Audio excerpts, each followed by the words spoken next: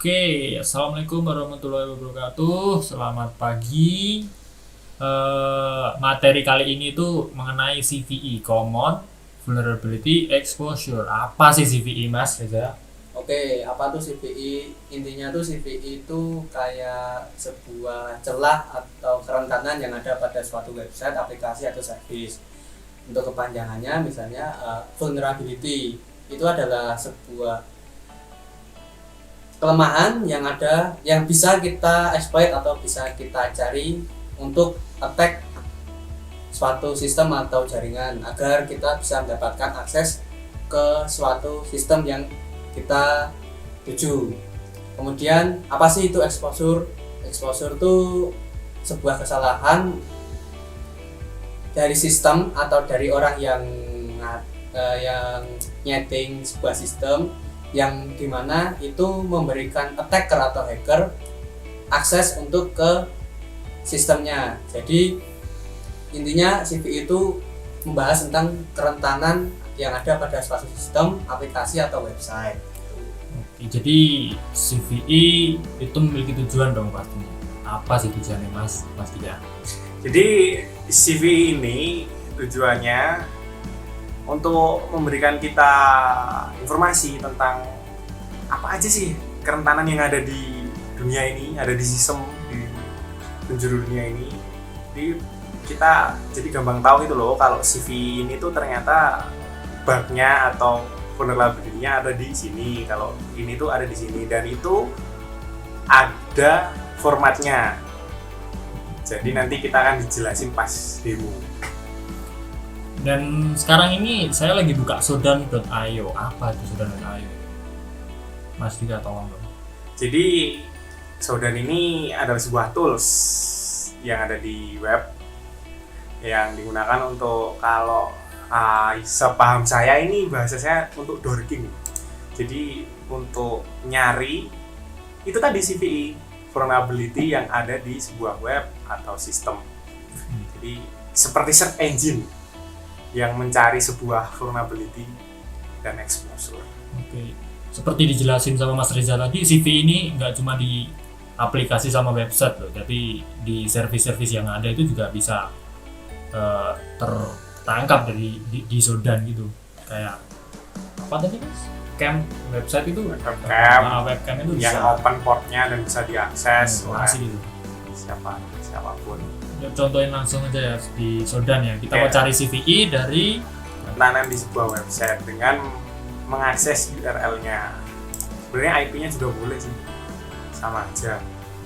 Misalkan Anda tahu IP-nya. Nah, Ya. di sini kan udah muncul kalau ada IP, ada keterangan sebelahnya itu ada gateway itu kan. Kalau yang belum tahu kan bingung kan. Udah itu klik aja salah satu IP-nya yang kemungkinan ada sebuah kerentanannya. Nah ini yang IP paling bawah ini kemungkinan ada ini Mas. Nah di sini kan ada keterangannya tuh. IP-nya itu terdapat di mana? Di kota Jambi, country-nya Indonesia. ISP-nya pakai apa? BT Murah Telematika Indonesia. Password-nya kapan kan bisa ada. Oke, selanjutnya Mas Dika. Jadi seperti yang saya jelaskan tadi, di CVE ini terdapat formatnya. Jadi contohnya ini ada CVE strip 2017 strip 15906. Jadi yang dimaksud ini CVE ini dipublish atau diterbitkan oleh suatu organisasi. Setahu saya sih itu namanya cvemitre.org. Jadi itu organisasi yang mengurus tentang CVE ini. Itu mempublish tentang vulnerability ini di tahun 2017 dan nomor berikutnya 15906 ini ada list CVE-nya. Oke, lanjut Mas Reza. Oke, selain itu kita juga bisa lihat ada port yang kemungkinan terbuka pada IP itu yang bisa kemungkinan kita akses atau bisa kita attack ke IP tersebut. Selain itu untuk ke bawahnya masih ada kayak algoritmanya, server algoritmanya dan lain-lain. Ini ada SSL-nya. Jadi di sini kita dapat mengetahui tentang ya ini website yang kita tuju ini. Jadi dia pakai apa web server apa, Apache, pakai FTP apa, nanti mungkin bisa juga dia tahu servernya pakai Linux atau Windows atau sistem operasi yang lain, MSQL-nya dan yang lain-lain.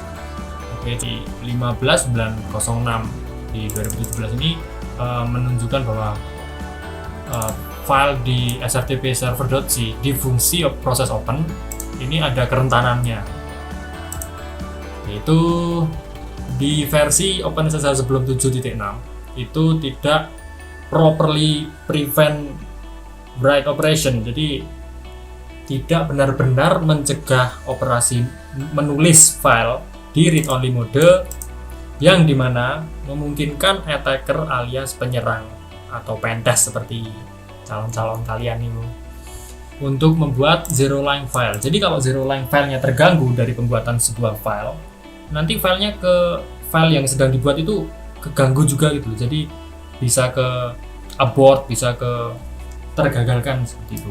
Itu dari zero line file abuse-nya tuh kayak gitu. Jadi seperti yang dijelaskan oleh Mas Bibi tadi, ini website ini menggunakan OpenSSL versi 7.4. Jadi sebelum 7.6. Jadi masih ada vulnerability yang seperti sudah dijelaskan tadi. Nah, tadi kan kita sudah bahas soal website Sleman-Cup ya. Nah, sekarang bahas soal Zoom yang lagi tenar. Di Zoom ini juga pasti banyak vulnerability-nya. Jadi CVE buat Zoom itu juga ada gitu. Bisa diakses di CVE details nih, linknya. Dimana dijelaskan di nomor 3 client Zoom di Windows yang versinya sebelum 4.1.348.14 itu vulnerable atau rentan pada pesan yang tidak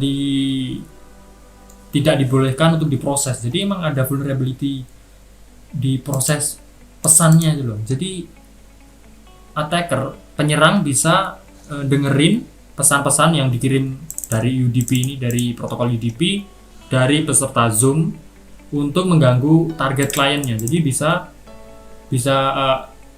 jadi penyerangnya bisa remove attendees dari meetingnya atau bisa hijack atau mengganggu screen yang sedang di-share. Jadi di CVE detail ini bisa dicari produk atau aplikasi-aplikasi apa aja yang ada CVE-nya di sini ya. Kan semuanya pasti punya vulnerability gitu. Jadi selain dari Shodan, lihatnya dari CVE detail ini bisa kalau mau searching satu-satu gitu.